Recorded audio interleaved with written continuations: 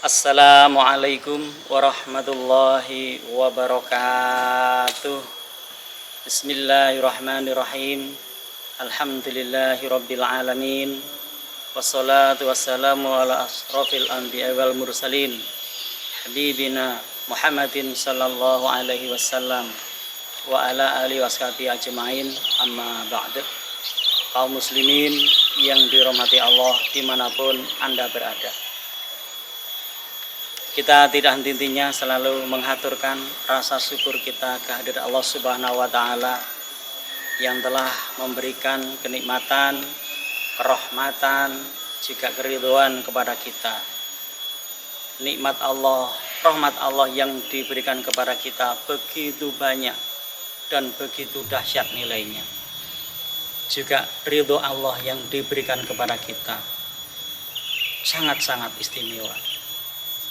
Semuanya saya syukuri dengan suatu kalimat Alhamdulillahirabbil alamin. Salawat dan salam kita haturkan kepada junjungan kita Nabi Muhammad sallallahu alaihi wasallam sebagai panutan kita, sebagai penuntun kita, sebagai uswatun hasanah bagi kita di dalam melaksanakan ibadah kepada Allah. Bapak Ibu kaum muslimin yang berbahagia, Allah memberikan kita hidup di dunia ini merupakan cobaan. Apapun yang diberikan Allah itu baik ataupun kurang baik, namanya cobaan. Kita diberi kesenangan, itu cobaan. Kita diberi susah, ya cobaan. Tapi kita harus paham, cobaan yang diberikan Allah kepada kita ini merupakan bentuk wujud cintanya Allah kepada kita, wujud sayangnya Allah kepada kita, dan kita husnudzon kepada Allah. Dengan adanya cobaan yang diberikan Allah kepada kita, pasti Allah akan memberikan nilai-nilai tersendiri kepada kita. Kita akan meningkat keimanan kita, kita akan mendapatkan hikmah dari berbagai macam cobaan. Sebagaimana ada kata-kata bijak dari seorang penyair, besar penyair karena duka. Jadi penyair itu mendapat ilham, bisa membuat syair-syair itu karena kedukaan dari seorang penyair, sehingga bisa menghasilkan, bisa menelurkan, bisa menulis beberapa syair yang benar-benar menyentuh.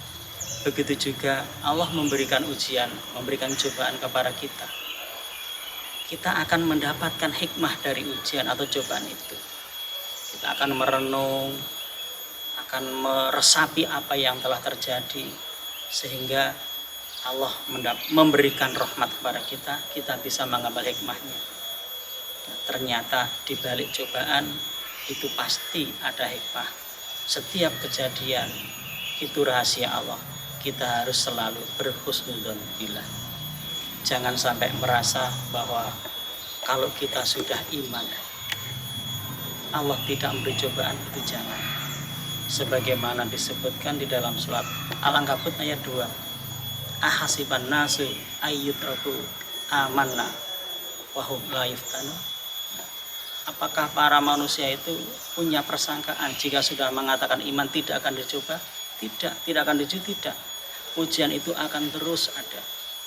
Maka karena dengan ujian itu Allah menyaring kita. Allah dengan ujian itu Allah akan memberi rahmat, memberi kebahagiaan kepada kita, sehingga kita bisa menjalaninya dengan tenang, dengan nyaman. Kita bisa menerima itu dengan hati legowo, hati ridho. Sangat jarang kita jumpai orang-orang mendapat cobaan lalu bisa ngelenggono. Kita sering melihat orang yang diuji oleh Allah berakhir frustasi, akhirnya mengakhiri hidup bunuh diri. Kita jumpai orang yang sudah tua sepuh karena sakit-sakitan, dia tidak sabar, akhirnya bunuh diri. Jangankan sekarang, dulu pada zaman sahabat ada seorang yang kena tombak. Dia merasakan sakit yang tiada tara. karena tidak kuat, akhirnya tombak yang mengenainya itu ditusukkan sekali ke tubuhnya. Akhirnya apa? Mati bunuh diri karena tidak bisa sabar menghadapi ujian dari Allah.